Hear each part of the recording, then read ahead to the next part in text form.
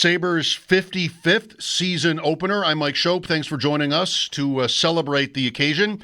Bulldog is out sick today. I'm sure he's disappointed to miss it, as no matter how hot he or we get on the Sabres, nobody loves it more than that guy. So hopefully he's well enough to enjoy the game. We'll see if we can get some content from him tomorrow if he's up to it. Paul will join me shortly. The Sabres host the New York Rangers tonight. The Rangers have already played a game, but they didn't score. So each team tonight looking for their first goals of the season. The Rangers lost at home to Pittsburgh on Tuesday. 2 goals from Justin Brazeau and 1 from Blake Lizotte. I see. The Penguins have moved on from Sidney Crosby, Evgeny Malkin, Chris Letang. Actually, no, they haven't. Those guys all played on Tuesday night, but some different names on the score sheet. Malkin had 2 assists in the Penguins' win at the Rangers. Let's get right to Paul here. I know Paul also is going to be super excited for a new season. And Paul, this is the time of year where, especially for a team that's not gotten to the playoffs in so long, really I think the operative word is hope, that you can imagine a good season here. Everybody's tied. Well, Mike, you'll hear in a few minutes Tage Thompson basically saying, of course I'm optimistic. Why wouldn't I be? He goes, we haven't started the season yet. We've had a good training camp. He said, so I'm absolutely optimistic about the season and what it may bring. And he's optimistic also because he meshed well with Josh Norris. I believe they both had 7 points in the preseason in 4 games. So, that's something that I think he's excited about.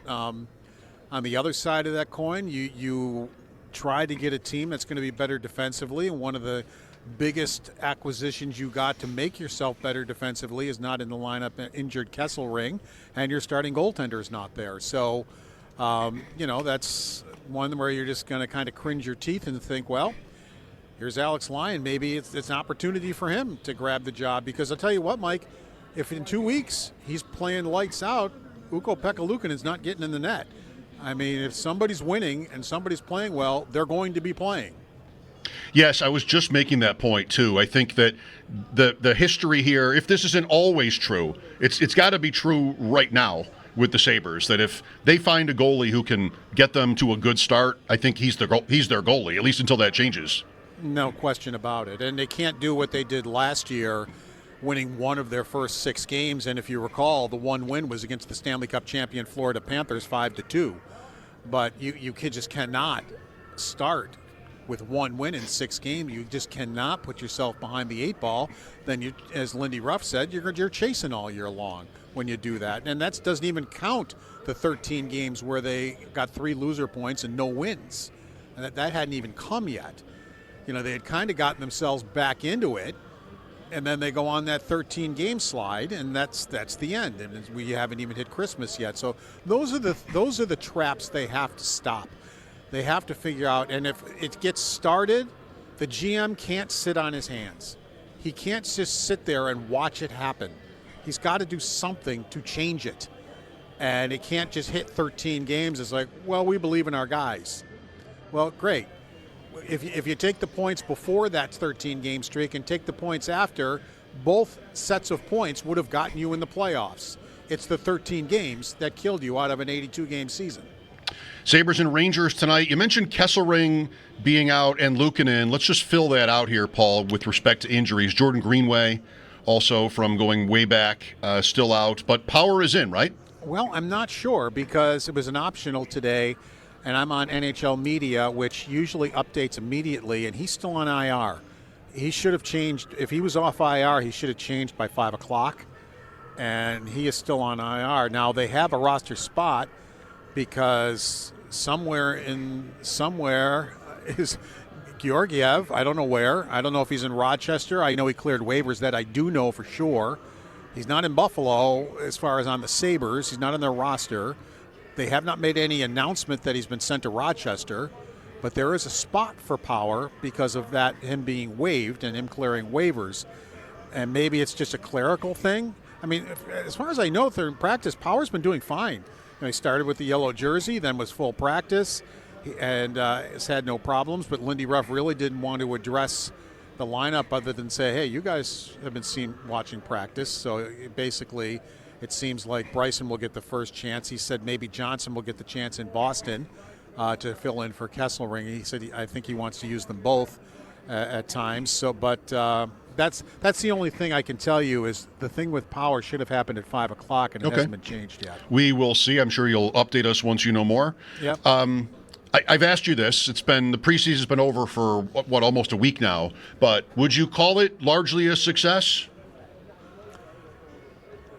Somewhat. Okay. But when it started off really, really well, and then it ended up 3-2-1. It's. But there were some things to like. I do think they were better defensively at times. The problem is you never really had your full lineup. Yeah. And they still don't. Against another team's full lineup. Right. That's the thing. You'll hear me ask Lindy Ruff about the penalty kill. I have no idea about the penalty kill because the guys who are killing penalties, a lot of them have been injured and are just coming back, and you still don't have Kesselring. So I don't know if the penalty kill is going to be any good or not because they had guys killing penalties in the preseason that aren't even here right now. So the power play was more of a realistic, representation, especially the number one unit with Norris on it. But as far as penalty kill, I don't know what to tell you because we're going to be seeing guys killing penalties that we haven't seen for a lot of the preseason. How about your expectations for the special teams units to improve? There's a lot of improvement, possible or even necessary. Well, it's an easy thing to say. People say, well, how are you going to replace Peterka's goals? Become an NHL power play. And I'm not being a jerk. Really. I mean, for 2/3 of the season, they weren't an NHL power play last year. They were awful. And then the last third of the year, they were much better at it. So if you just become 10th, 11th, 12th in the league in the power play, I think you've replaced those goals. You're talking about. I'll be the judge of whether you're being a jerk here, Paul. That's not up to you to decide whether you're being a jerk. Other people decide that. Isn't that usually how the world works? Well, that's big, of course.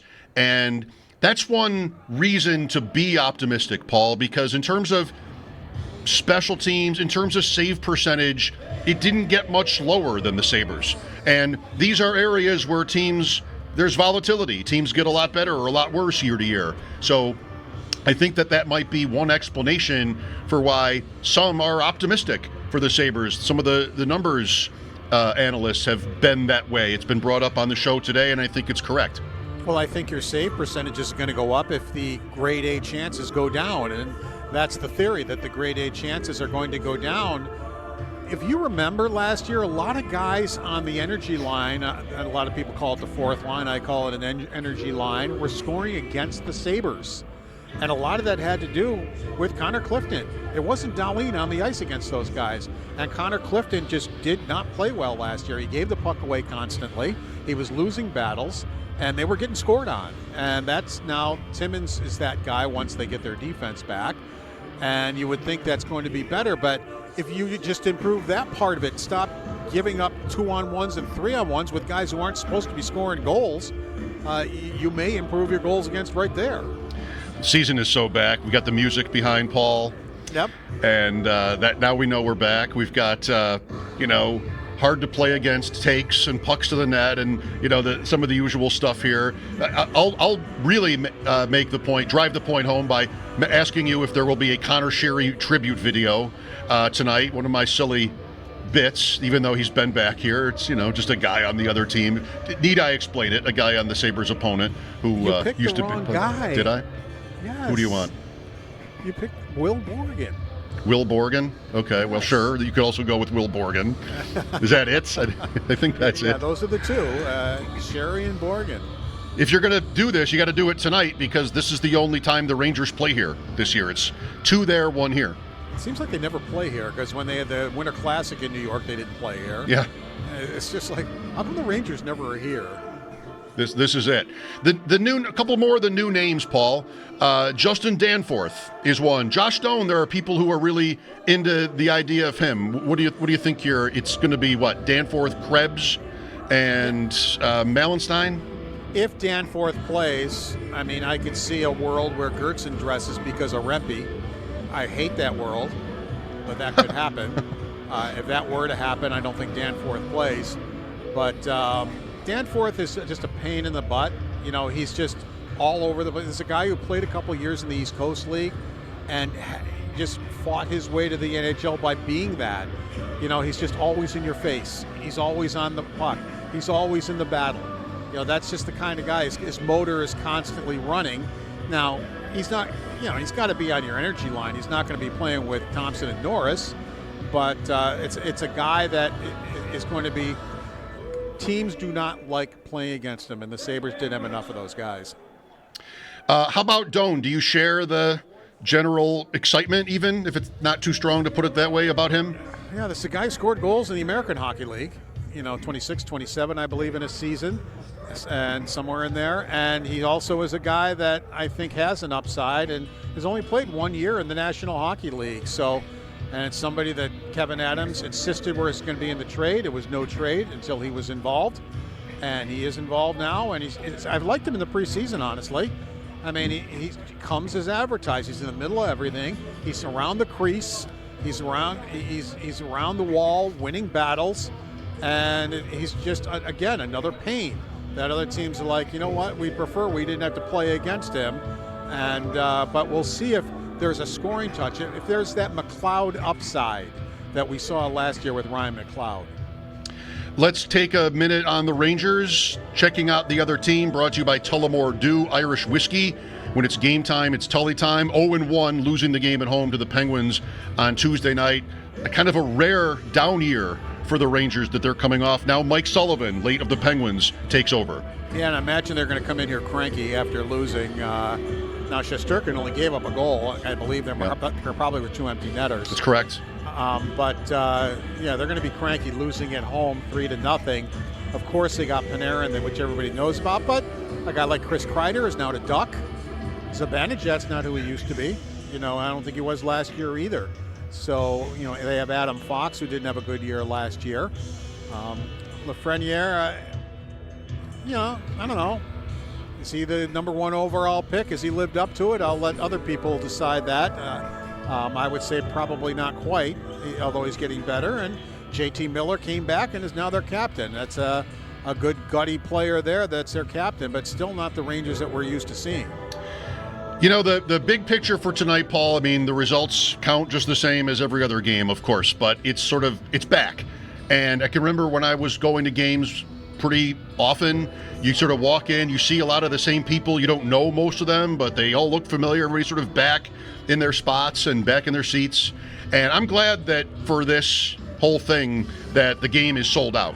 Because I think, if it weren't, and it was kind of obvious, as there will be these nights, that's what we end up talking about sometimes, like where are the fans? But tonight it should be a full building. Yeah, don't lay an egg in front of a sold-out house here. I mean, people are here to say, okay, what do you got? It's been 14 years. What do you got? Show me. Don't lose 4-0. Yeah. I mean, have a good game, a good performance if you're the Buffalo Sabres, and show the fans that you mean business and things could possibly